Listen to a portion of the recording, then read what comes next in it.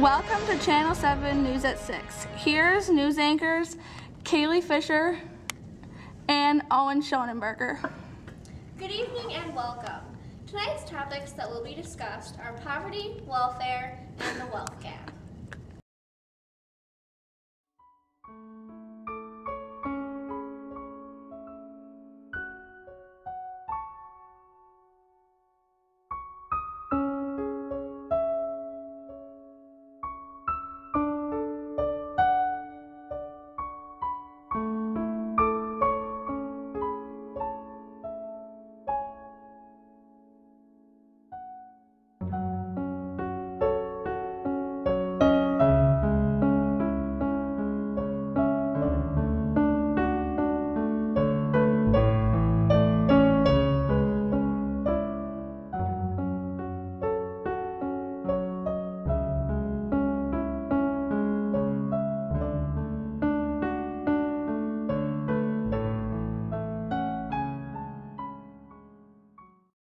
The poverty rate has risen to 15.1% in America. This is the highest it has been in nearly a decade. How do poverty and welfare affect our economy, and what are some of the major problems occurring? Stay tuned to learn how. Each year, the federal government spends nearly $668 billion on at least 126 different programs to help fight poverty. Nearly 46 million Americans are living in poverty despite increased spending on welfare. For every poor person in America, the government provides them with $20,610. This turns out to be about $61,830 per poor family of three. Welfare is defined as the statutory procedure or social effort designed to promote the basic physical and material well-being of people in need. It began during the 1930s when the Great Depression was going on. Times were tough and President Franklin D. Roosevelt rushed to create more jobs and create a program that helped people in need. This program became known as the welfare system. Back then, the welfare system was originally just for dependent people such as the elderly, single mothers, and for providing unemployment. Today, the program has expanded greatly. When most people think of the word welfare, they think of TANF, also known as Temporary Assistance for Needy Families. TANF provides families in need of money for a short period of time. However, there are hundreds of other programs in the welfare system. I won't list them all, but I will mention a few of the major programs. The major welfare programs where the majority of our budget for welfare goes are Medicaid, which offers health insurance to those who can't afford it, and the Supplemental Nutrition Assistance Program, also known as food stamps. Food stamps give people on welfare food vouchers to go purchase food so they won't go hungry. Each year, the government spends nearly $228 million just on funding the Medicaid program. An additional $75 million is used to fund food stamps. There are several other welfare programs such as Pell Grants and housing vouchers, but Medicaid and food stamps are where the majority of the money is spent. The welfare system has several problems, a major one being fraud. Many people collect welfare when they shouldn't, and government officials know this. How is fraud a major problem? Well, you see, several people collect unreported income from sources such as significant others, family members, or unreported part or full-time jobs. When people do this, it causes more national debt because the government is giving money to people who technically don't qualify for welfare, but have figured out ways to cheat the system so they do qualify for welfare.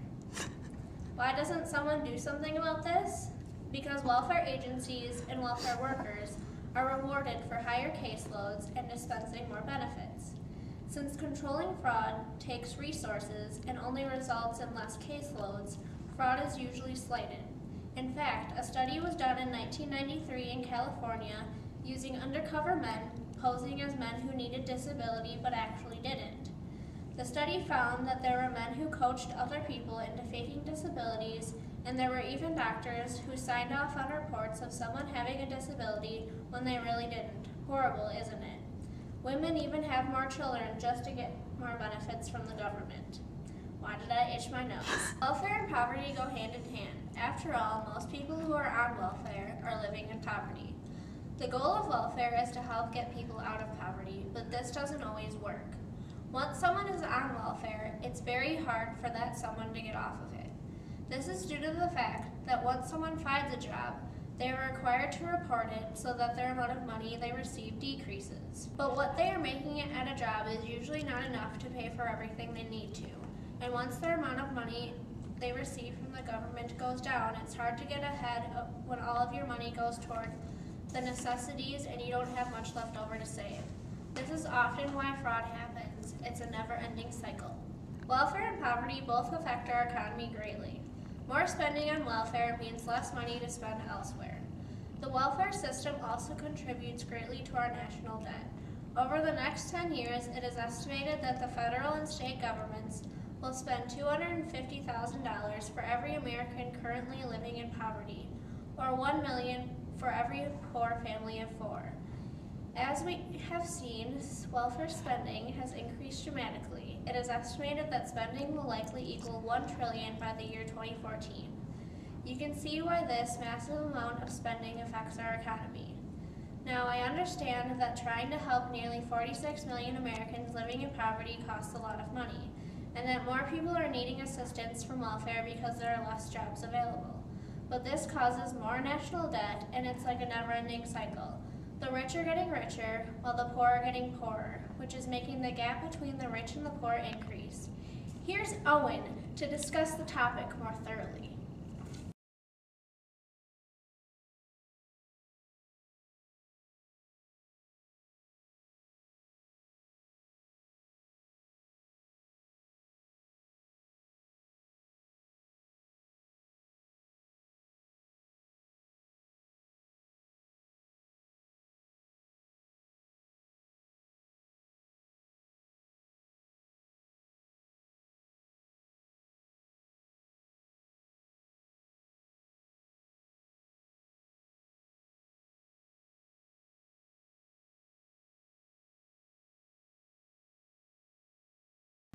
Thank you, Kaylee. Now for a more in-depth look at the wealth gap. America's economy has been engineered to benefit a few while taking from everyone else. There is currently about 48 million Americans living in poverty, while 10 million are living the wealthy lifestyle. The gap between each class is known as the wealth gap. The wealth gap is the difference in incomes between the different classes of people. You have the wealthy, the middle or working class, and then you have the poor. Each class is defined by how much they make on a yearly basis. How much each class makes per year is averaged. The average salary is then used to figure the gap between the three classes. This gap is called the wealth gap. The wealth gap is measured with two numbers, 0 and 1. 0 means all income in the U.S. is evenly distributed throughout all the people. 1 represents complete concentration. This measurement is known as the Gini index. It has rose up to 0.463. The figure has steadily risen from 0.351, which it was in 1968.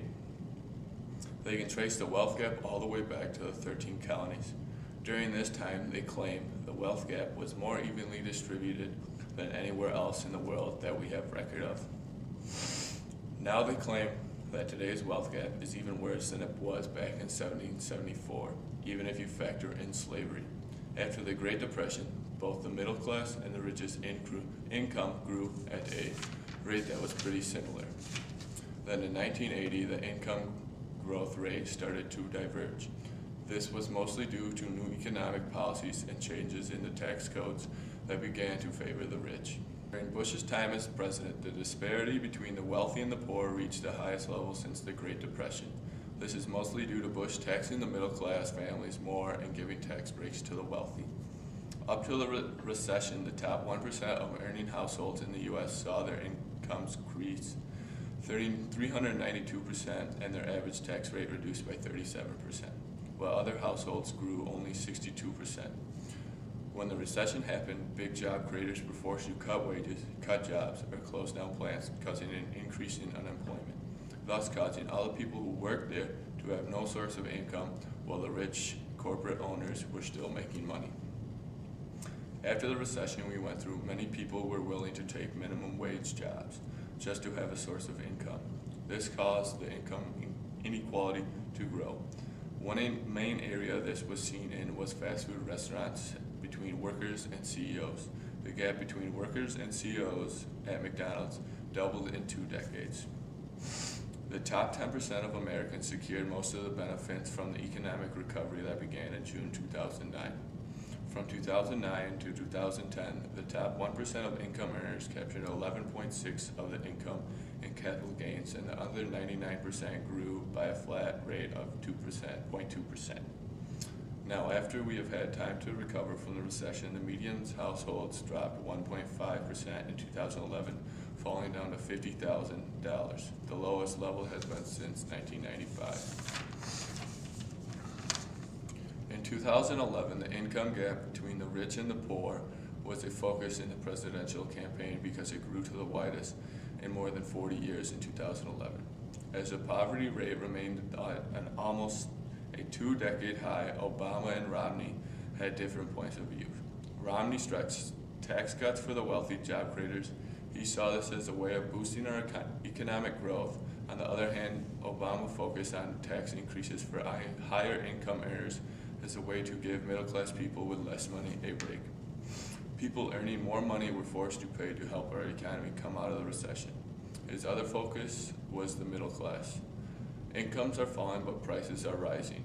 This class sometimes suffers from unemployment, causing less money to flow through our economy between consumers, producers, and the government to help our economy grow. Obama points out that the key to close the gap is to equip low-income Americans with the skills they need to raise their standards of living. Even saying this, federal government, bureaucrats, and high-paid lobbyists don't generate jobs for the working people. This is one of the big ideas of why we have such a big wealth gap. This is just proven through Washington, D.C., who has the largest wealth gap in America. Many professionals agree that we are redistributing money from the bottom to the top, while the top saves the money. This will cause the economy to grow very weak. Economists pointed out that we need to focus on growth instead of the deficit. If we can manage that, the deficit will shrink. Tune in tomorrow evening at 6 p.m. for more on welfare, poverty, and the wealth gap. Stay classy, Evansville. Stay classy, Evansville.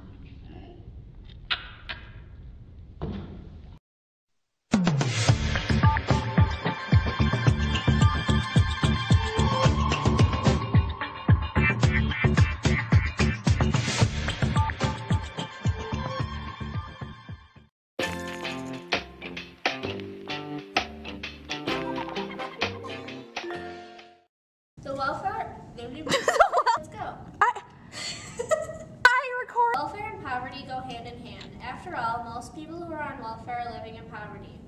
People are on welfare to help prevent them from further entering poverty. The goal of welfare is to help keep... That's so much poverty. Okay, stop. Are you hurting this?